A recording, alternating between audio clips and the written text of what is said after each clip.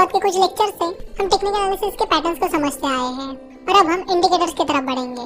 Technical analysis के कई सारे इंडिकेटर्स होते हैं, जैसे कि simple moving average, exponential moving average, MACD that is moving average convergence divergence etcetera.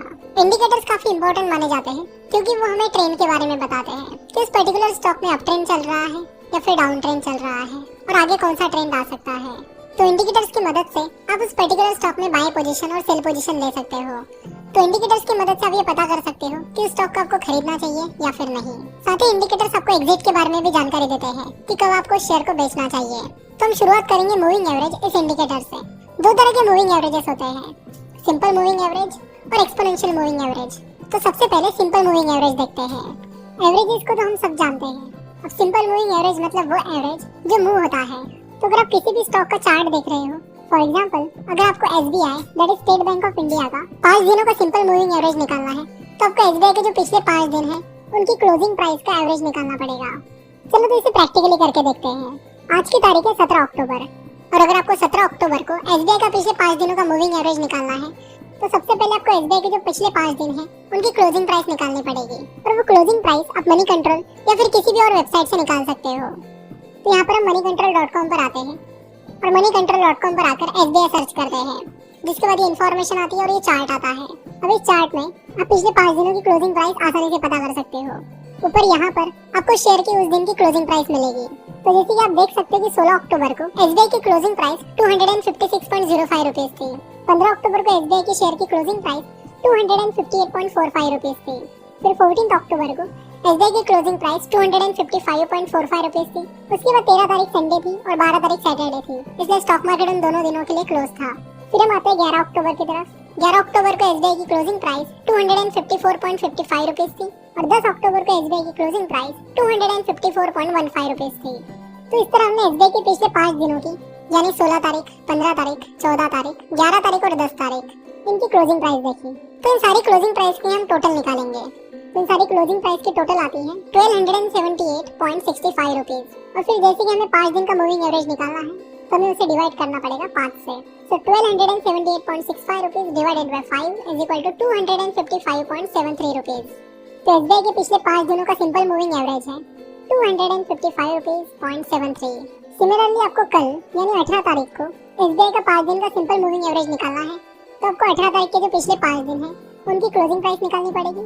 Again उन सारी क्लोजिंग प्राइसेस को ऐड करके उन्हें 5 से डिवाइड करना पड़ेगा, जिसके बाद आपको 18 तारीख का SBI का 5 दिन का सिंपल मूविंग एवरेज मिल जाएगा। और फिर इसी तरह ये मूविंग एवरेज एक एक दिन आगे बढ़ता चला जाएगा।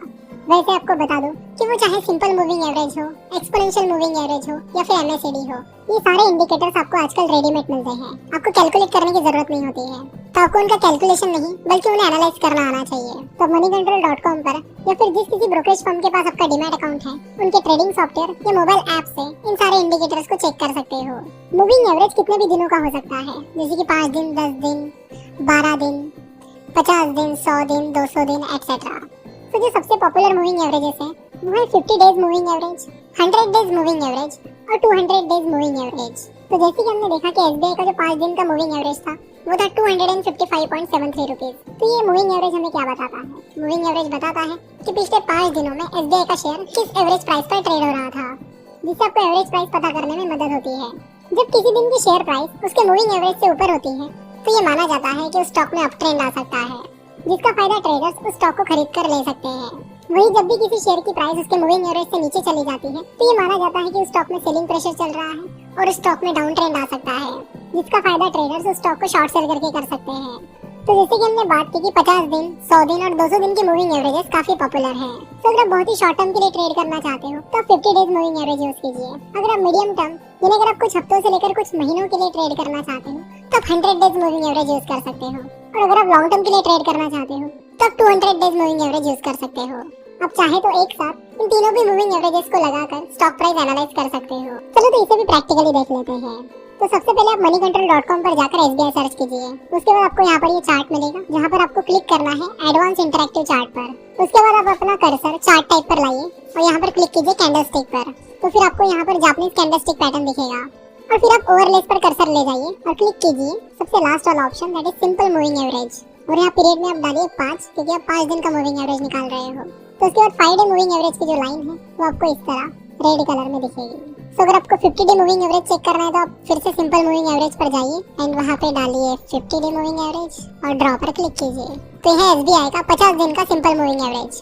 तो जैसे कि पहले हमने देखा कि किसी शेयर की प्राइस किसी दिन उसके मूविंग एवरेज से ज्यादा है तो वहाँ पर बाइंग अपॉर्चुनिटीज निकल कर आती है। वो चीज बताती है कि स्टॉक पर ट्रेडर बुलिश है और उस स्टॉक में अप ट्रेंड आ सकता है। तो यहाँ पर इस 50 डे मूविंग एवरेज को देखकर आप पता कर सकते हो यहाँ 15 मई को share price 50 day moving average से ऊपर है। उसके बाद यहाँ पर थोड़ा सा अप ट्रेंड आ गया। उसका जब लाइन ने यहाँ पे क्रॉस किया तो उसके बाद यहाँ पर यानी 24 जुलाई 2019 को शेयर प्राइस उस 50 डे मूविंग एवरेज से कम थी और उसके बाद यानी वहाँ से बुलिश ट्रेंड शुरू हो गया और फिर शेयर प्राइस गिरती चली गई। तो फिलहाल SBI की शेयर प्राइस उसके 50 डे मूविंग एवरेज से नीचे चल रही है यानी स्टॉक में बियरिश ट्रेंड चल रहा है। यानी ये मूविंग एवरेज हमें बता रहा है कि उस स्टॉक में बियरिश ट्रेंड आ सकता है। तो मूविंग एवरेज में ट्रेडिंग की स्ट्रेटेजी ये होती है कि जैसे ही मूविंग एवरेज की लाइन किसी दिन की स्टॉक प्राइस से ऊपर चली जाती है तो उस टाइम आप उस स्टॉक को सेल कर सकते हो और इस पर जिस दिन उस स्टॉक की मूविंग एवरेज लाइन आने वाली फ्यूचर डेट की प्राइस से कम हो जाए तो उस दिन आप उस स्टॉक को बाय कीजिए। तो इस तरह आप मूविंग एवरेजेस की मदद से किसी स्टॉक में बाय और सेल डिसीजन ले सकते हो। तो ये था सिंपल मूविंग एवरेज जिसमें हम जितने भी दिन का मूविंग एवरेज है उतने दिन की क्लोजिंग प्राइस लेकर उनको ऐड करके जितने दिन का वो मूविंग एवरेज है उतने दिन से उस टोटल को डिवाइड करते थे। लेकिन एक्सपोनेंशियल मूविंग एवरेजेस में ऐसा नहीं होता है। एक्सपोनेंशियल मूविंग एवरेजेस में जो रिसेंट डेट्स हैं उन्हें ज्यादा इंपॉर्टेंस दिया जाता है जबकि जो पुरानी डेट्स हैं उन्हें कम इंपॉर्टेंस दिया जाता है। जैसे अगर हमारा पुराना एग्जांपल लिया जाए तो एक्सपोनेंशियल मूविंग एवरेज में 16 अक्टूबर की क्लोजिंग प्राइस को सबसे ज्यादा इंपॉर्टेंस दिया जाएगा। उसके बाद 15 अक्टूबर की शेयर प्राइस को इंपॉर्टेंस दिया जाएगा। उसके बाद 14 तारीख को ज्यादा इंपॉर्टेंस दिया जाएगा। उसके बाद 11 और लास्ट में 10 तारीख को यानी 10 तारीख को सबसे कम इंपॉर्टेंस मिलेगा, वही 16 तारीख को सबसे ज्यादा इंपॉर्टेंस मिलेगा। तो सिंपल भाषा में बात की जाए तो एक्सपोनेंशियल मूविंग एवरेजेस में जो रिसेंट डेट्स होती है उनको ज्यादा इंपॉर्टेंस दिया जाता है। एक्सपोनेंशियल मूविंग एवरेजेस में ये माना जाता है कि जो रिसेंट ट्रेंड है और जो रिसेंट प्राइसेस है वो ज्यादा इंपॉर्टेंट है। तो एक्सपोनेंशियल मूविंग एवरेजेस को आपको निकालने की जरूरत नहीं होती। एक्सपोनेंशियल मूविंग एवरेज आपको रेडीमेड यहाँ पे मिल जाता है। यहाँ पर ओवरलेस पर क्लिक करने पर आपको सेकंड ऑप्शन मिल जाएगा एक्सपोनेंशियल मूविंग एवरेज। फिर जितने भी दिन का मूविंग एवरेज आपको निकालना है, लेट्स से 12 दिन का मूविंग एवरेज आपको निकालना है तो आप यहाँ पर पीरियड 1 में 12 डाल दीजिए और यहाँ ड्रॉ पर क्लिक कर दीजिए। उसके बाद ये जो ग्रीन कलर की लाइन है ये आपको 12 दिन का एक्सपोनेंशियल मूविंग एवरेज बताइए। अगर आपको 50 दिन का ही एक्सपोनेंशियल मूविंग एवरेज निकालना है तो आप 50 दिन का निकाल सकते हो, जिसके बाद आपको ये लाइन कुछ इस तरह दिखेगी। एक्सपोनेंशियल मूविंग एवरेजेस को भी आप सिंपल मूविंग एवरेज की तरह ही यूज कर सकते हो और उसी तरह अपनी बाइंग और सेलिंग पोजीशन ले सकते हो। वैसे ज्यादातर ट्रेडर सिंपल मूविंग एवरेजेस की बजाय एक्सपोनेंशियल मूविंग एवरेज देखना पसंद करते हैं क्योंकि वो भी मानते हैं कि जो रिसेंट प्राइस ट्रेंड है वो पुराने प्राइस ट्रेंड से ज्यादा इंपॉर्टेंट है। आशा करता हूं कि आज के